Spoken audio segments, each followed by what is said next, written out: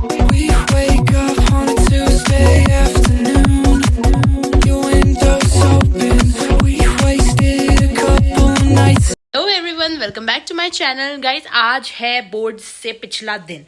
कल मेरा पहला बोर्ड है 12th का एंड उससे पिछली इवनिंग है अभी। एंड आई नो मुझे देख के ऐसा लग रहा होगा कि मैं बिल्कुल भी टेंशन में नहीं हूँ, बट मैं हूँ।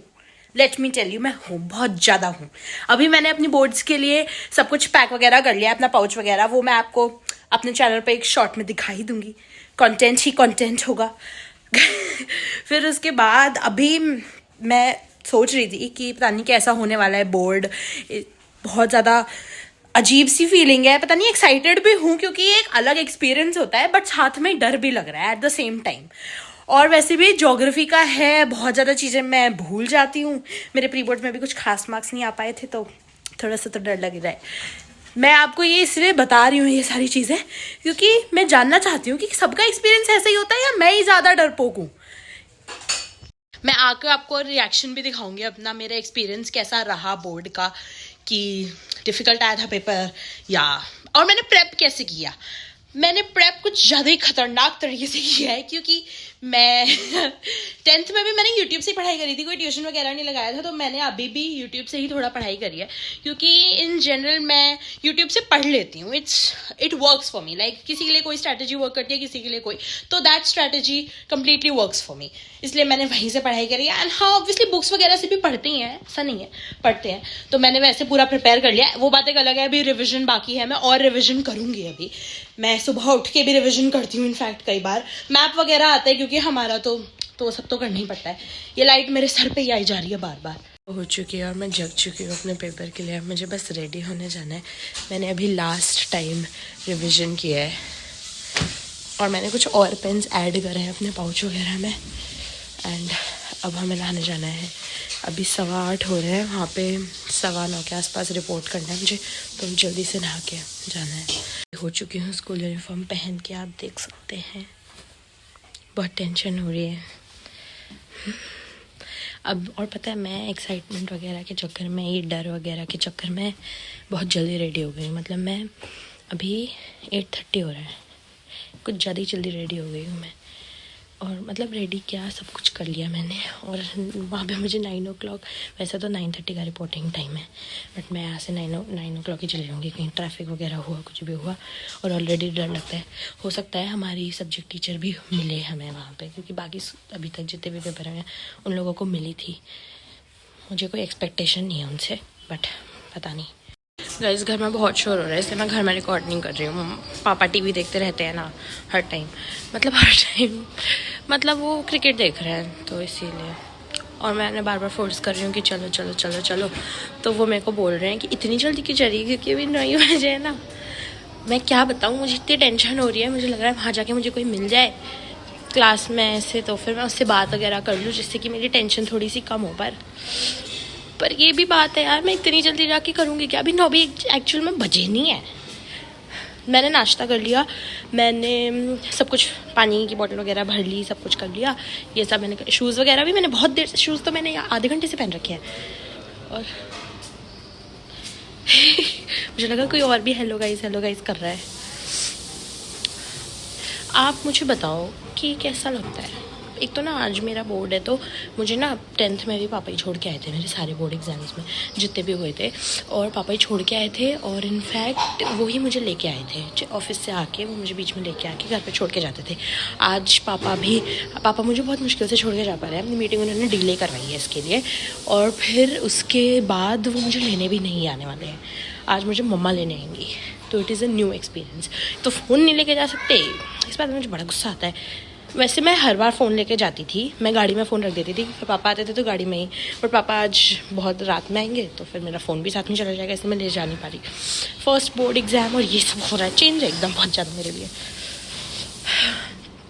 कल रात तक तो क्या, मैंने पेन्स वगैरह भी रख लिए थे। फिर मैंने बाद में रियलाइज़ किया कि वो पेन्स जो है वो बॉल पेन्स थे मैक्सिमम, और मैं ज़्यादातर बॉल पेन से लिखना प्रेफर करती नहीं। हाँ देखो, स्पीड वगैरह के लिए उससे लिखते हैं ऑब्वियसली, बट नॉट माई, पता नहीं, छोड़ो। आप मुझे बता देना कमेंट्स में कि क्या कहते हैं उसको, मैं तो वर्ड ही भूल गई। मैं भी लिफ्ट वगैरह के एरिया के सामने घूम रही हूँ, ये बहुत गंदा सा है ऑनेस्टली स्पीकिंग ना। यहाँ का पेंट वगैरह हटे जा रहा है सोसाइटी का, और ये लोग कुछ करवा भी नहीं रहे। देखो आप, ये देखो कितना सड़ा हुआ है ये, देखना। और ये लिफ्ट भी ख़राब है इनफैक्ट। वैसे ये लिफ्ट ठीक है अंदर से, देखो ये वाली लिफ्ट का भी आसपास वाला ही है, ऐसे सीमेंटेड नहीं किया है। अगर आप इसे इतना ध्यान रखना चाह ही रहे हो, सीमेंटेड करवा ही दिया है आपने, तो फिर भाई पेंट भी करवा दो ना। नहीं, लेकिन हमें तो दिखाना है कि हम गंदे हैं। यहाँ पे इन लोगों ने प्लांट्स वगैरह लगा रखे। पहले हमने भी बहुत प्लांट्स लगवा रखे थे, फिर हमने हटवा दिए क्योंकि ना उन प्लांट्स की वजह से ना यहाँ पे गंदगी हो जाती है, जैसे पानी वगैरह देते थे, तो इसलिए। आपको दिखाऊँ मैं हमारा गेट, ये हमारा ये वाला, ये हमारा घर है। यहाँ पे अंदर मैच चल रहा है। मुझे पर्सनली क्रिकेट ठीक है, अच्छा है, लोगों को शौक भी है, पर मुझे इतना कभी समझ ही नहीं आया। मतलब समझ तो फिर देखो क्या ही समझना है उसमें, इतना मुश्किल तो गेम है नहीं, बट फिर भी कुछ चीज़ें बहुत अलग है उसमें। हम लोग को क्या पता है, बॉल फेंकते हैं, बैट से मारते हैं और रन बनाते हैं, ये सब, और वही सब जो होता है मेन ये पता है। उसके अलावा कई तरीके की बॉलिंग होती है, ये सब नहीं पता मुझे, इसलिए मैं नहीं देख पाती। आई नो मैं बिल्कुल ऑफ टॉपिक चली जाती हूँ बीच बीच में, वो इसलिए ना, आप देखो कितना स्ट्रेसिंग टॉपिक है रियलिटी में बोर्ड्स वाला। स्पेशली जब आप ह्यूमैनिटीज़ के बच्चे हो ना, जब सबको ये लगता है इनका आसान पेपर आता है, आसान पेपर आता है, इतना आसान सब्जेक्ट है, तब आपको ही पता होता है, आपके दिल को ही पता होता है कि आसान तो कुछ नहीं होता। वो देखने में लगता है कंपैरेटिवली आसान होता है, बट इतना आसान नहीं होता ना।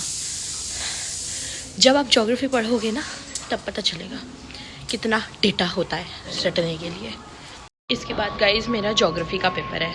एरोप्लेन की आवाज़ आ रही है, ऊपर से एरोप्लेन जा रहा है।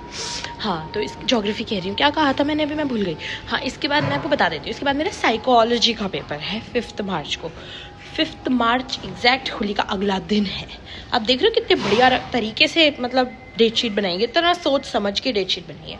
और साइकोलॉजी आई डोंट नो, किसी को डिफ़िकल्ट लगता होगा, मुझे आसान लगता होगा। पर्सनली मुझे डिफ़िकल्ट लगता है क्योंकि मेरे उसमें थोड़े मार्क्स कम आते हैं। एक तो वो बायोलॉजी की साइड चला जाता है, उसमें भी बहुत ही रट्टा मारना है, थोड़े से वर्ड्स उसमें कुछ टर्म्स हैं बहुत कंफ्यूजिंग, क्लोज, एंड हम उन्हें ना जनरलाइज कर देते हैं। अगर आपने कभी साइकोलॉजी देखा हो सब्जेक्ट्स वगैरह, तो जैसे हम इजीली बहुत डिप्रेशन वर्ड्स वगैरह यूज़ करते हैं लाइफ में, बट वो रियलिटी में साइकोलॉजी में अगर आप पढ़ोगे तो those are really different words.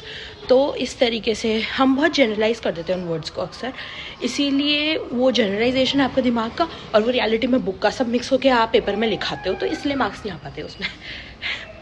तो उसका बैलेंस क्रिएट करना है। और स्पेशली मेरे जैसे स्टूडेंट का जो पूरे साल स्कूल ना गया हो, मैं स्कूल नहीं जाती थी 12th में बिल्कुल भी, तो टीचर से तो बिल्कुल पढ़ाई नहीं है, मेरे को तो सेल्फ स्टडी करना पड़ेगा पूरा का पूरा। मैंने एक बुक ली है, उससे पता नहीं कैसे होगा, मुझे तो बहुत डर लग रहा है।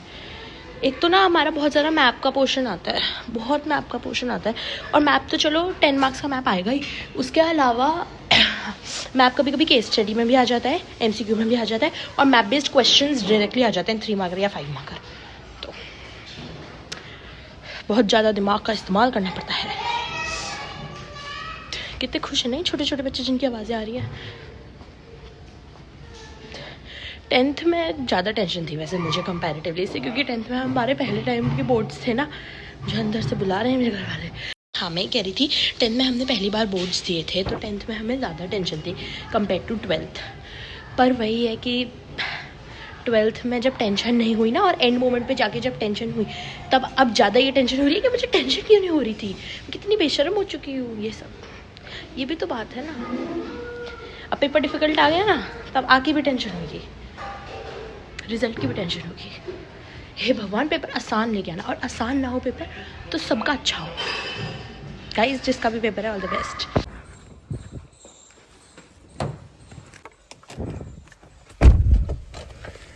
गाइस, मैं निकल रही हूँ स्कूल के लिए अब बस।